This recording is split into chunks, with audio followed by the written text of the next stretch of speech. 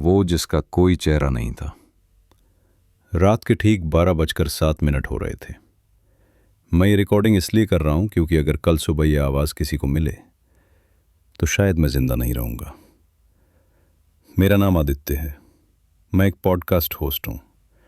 मेरी खासियत थी डरावनी कहानियां, लेकिन आज जो मैं बताने जा रहा हूं वो कहानी नहीं, हकीकत है। सब कुछ शुरू हुआ 3 हफ्ते पहले। मेरे पॉडकास्ट पर एक अनजान अकाउंट से मैसेज आया, अगर असली डर चाहिए तो बिना चेहरे वाले की कहानी सुनाओ। मैंने इसे एक आम ट्रोल समझा, लेकिन अगले दिन वही मैसेज मेरी आवाज में रिकॉर्ड होकर मुझे भेजा गया। मैं घबरा गया। उस ऑडियो में मेरी ही आवाज थी, लेकिन शब्द मेरे नहीं थे। जब तुम उसे देखोगे तो उसका चेहरा नहीं होगा और तब तुम खुद को भूल जाओगे। मैंने उस अकाउंट को ब्लॉक कर दिया, पर उसी रात मेरे कमरे के शीशे में मुझे अपनी परछाई बिना चेहरे के दिखी।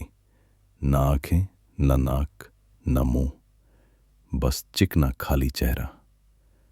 मैं डर के मारे पीछे हटा, लेकिन परछाई आगे बढ़ी। अगले दिन मैंने रिसर्च शुरू की। मुझे 1978 की एक फाइल मिली, faceless entity case closed, all witnesses missing.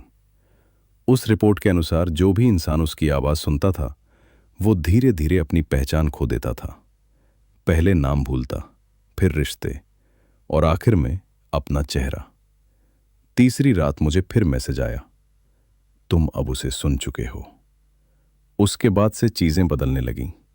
मेरा फोन मुझे नहीं पहचानता था, फिंगरप्रिंट काम नहीं कर रहा था, आईना मुझे अजनबी दिखाता था।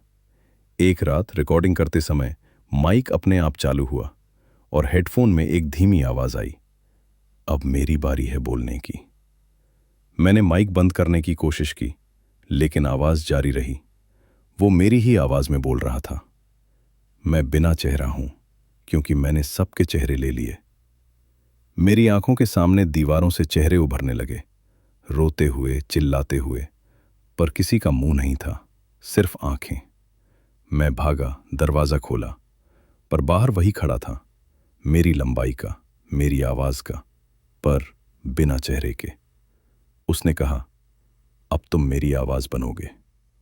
मैं चीखना चाहता था, पर आवाज नहीं निकली। आज तीसरी सुबह है।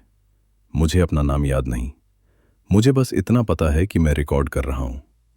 अगर तुम ये सुन रहे हो तो ध्यान से सुनो। कभी भी आधी रात को अनजान आवाज मत सुनना। कभी भी आईने में ज्यादा देर मत देखना, क्योंकि वो बिना चेहरा अब भी सुन रहा है और अगली आवाज तुम्हारी हो सकती है।